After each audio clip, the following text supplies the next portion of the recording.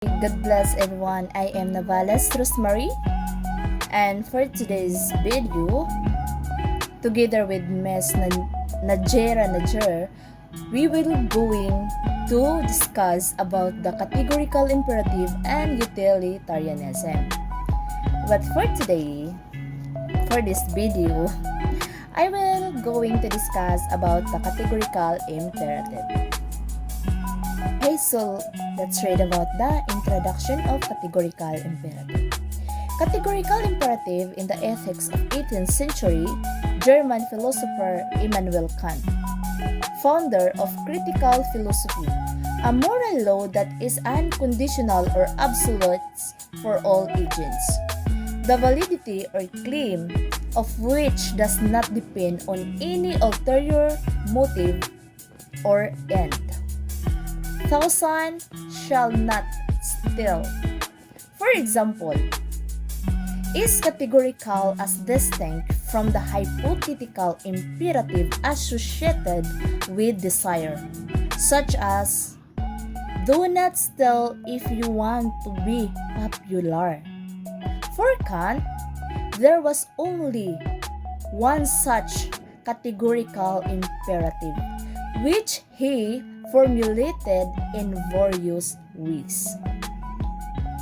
Act only according to that maxim by which you can at the same time will that it should become a universal law.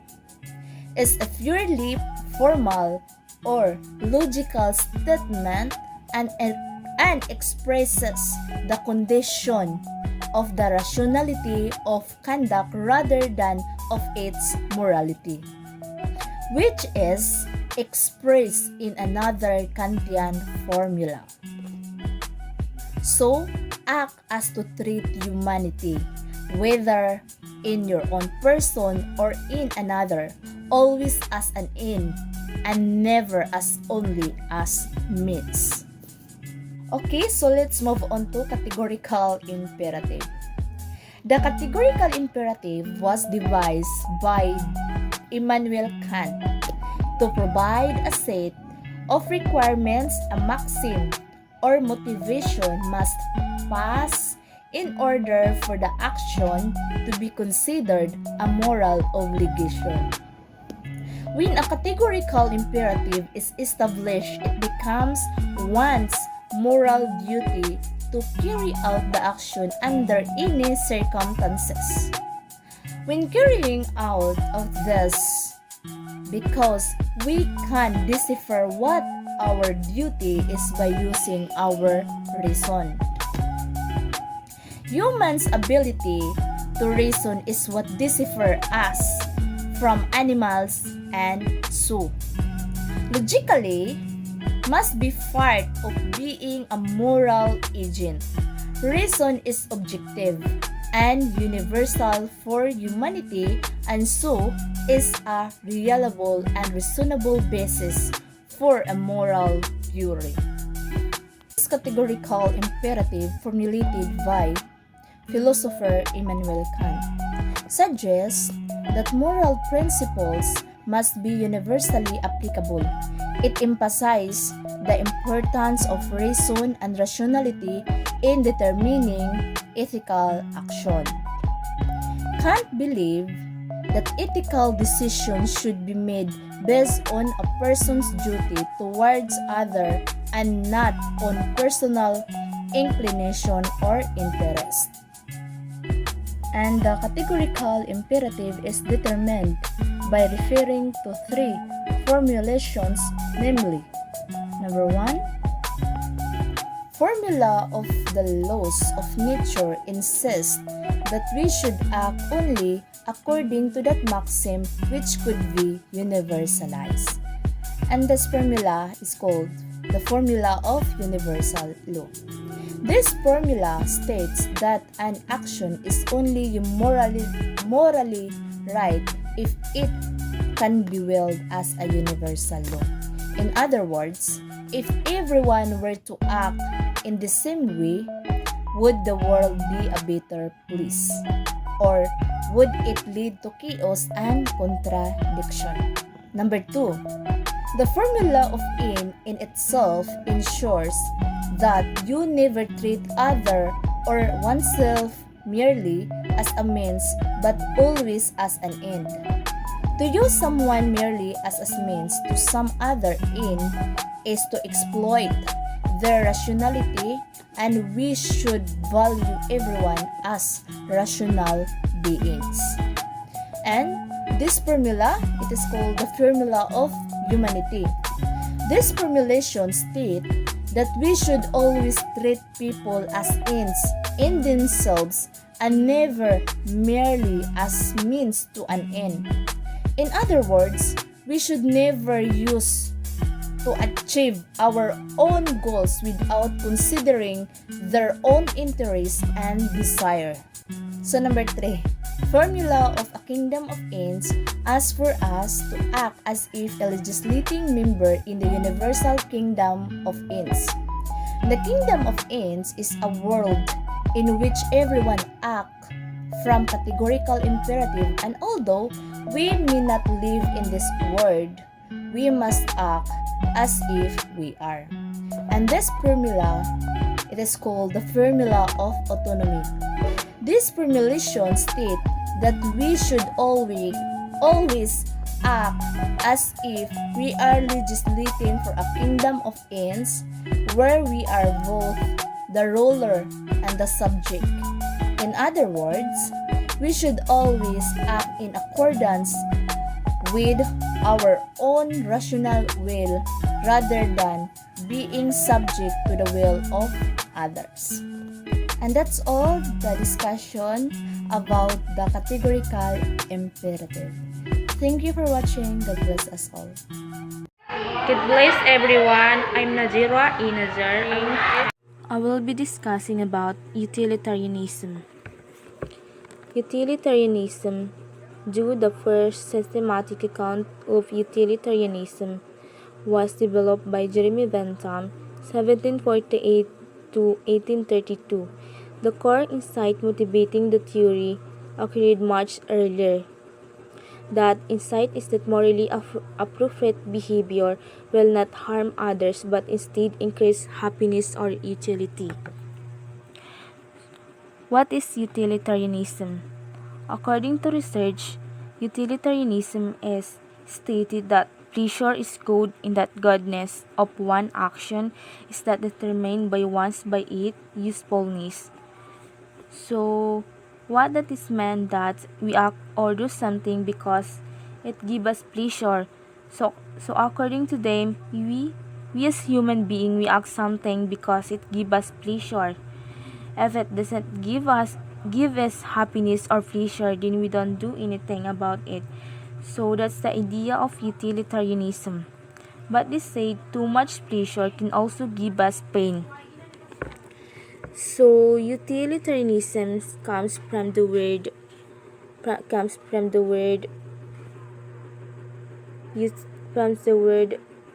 utility. So utilitarianism comes from the word utility, which means the usefulness of the consequence of one's action and behavior. As a human being, we have our own reason why we do something or take action. Some of the earliest utilitarianism thinkers were the theological utilitarians such as Richard Chamberlain and John Gay. They believed that promoting human happiness was incumbent on us since it was approved by God. Gay, 1731, held that since God wants the happiness of mankind and since God will give us the criterion of virtue, the happiness of mankind may be said to be the criterion of virtue but once removed. This view was combined with the view of human motivation with egoistic elements. Anthony Ashley Coffer, the third Earl of Shaftesbury, 1671 to 1713, is generally thought to have been the one of the earliest moral sense theories holding that we possess a kind of inner eye that allows us to make moral discrimination. Attorney Ashley, this seemed to have been an innate sense of right, wrong, or moral beauty and deformity. The classical utilitarians Jeremy Bentham and John Stuart Mill were concerned with legal and social reform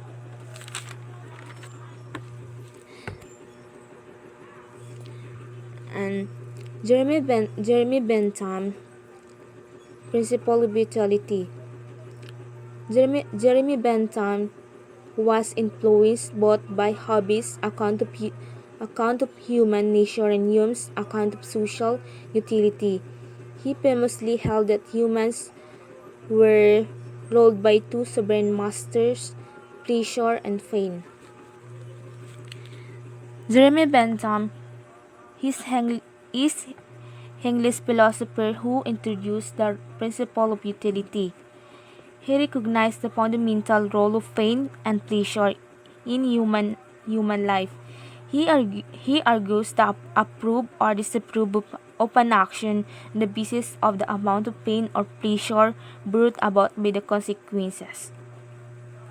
So, Jeremy Bentham equate good with pleasure and evil with pain, and asserts that pleasure and pain are capable of quantification. So in Bentham, he began by arguing that our actions as a human are given by these two sovereign masters. These two sovereign masters they called pleasure and pain. These masters are given to us by nature. So everyone is born with it, and everyone feels pain and pleasure. And these two sovereign masters help us as a human being to say if something is good or if it's bad, and it also guide us kung ano dapat gagawin. Principle of utility, according to Bentham, it refers to the motivation of our action as guided by our avoided of pain and our desire of pleasure. This sinasabi sa principle na ito, yung mga action natin ay guided by these two sovereign master, the pleasure and pain. And we make decision based on the feeling of pain, pleasures, approve and disapprove of action.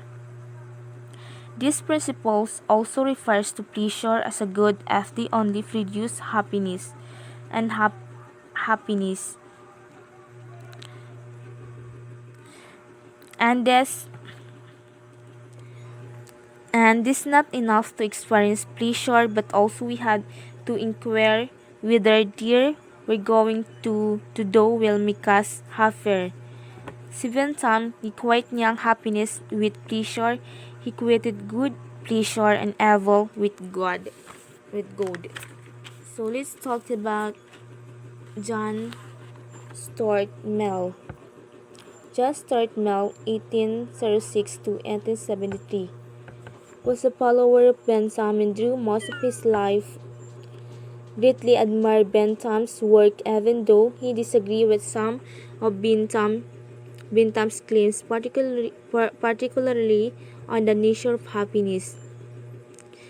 There are some pleasures that are more fleeting than others. Intellectual pleasure are of higher better sort than the ones that are merely sensual and that we share with animals. John Stuart Mill, in how he defends from Bentham. So John disagreed to the framework of Bentham which the philosophical calculus, because he thinks that the principle of utility as distinguishes pleasure qualitatively and not merely qualitatively, because for him utilitarianism cannot permute this kind of pleasure appropriate to animals.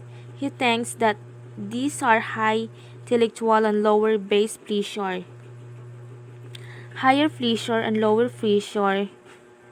So you as a So you as a moral agent, you as a human being, we are capable of aiming or something and desiring higher intellectual pleasure more than animals are capable of. So we will under of ourselves if we only firmly desire, for example, sensuality. Kasi this is because we as a human being are capable of higher intellectual pleasurable good. For John Stuart Mill, lower pleasure, just sensuality which are fit for animals, will be degrading to as a human because by nature not easily satisfied by this type of pleasure. This pleasure for that animals, so human pleasure quantitatively from animals. Pleasure that Mel's point for him, it is unfair to assume that merely pursue appropriate for animals. Again, John argues that quality is one preferable than quantity is one excessive often considered. So, utilitarianism, according to John Stuart Mill, is refers to the greatest happiness principle. It seeks to promote the capability of achieving happiness for the most amount of people.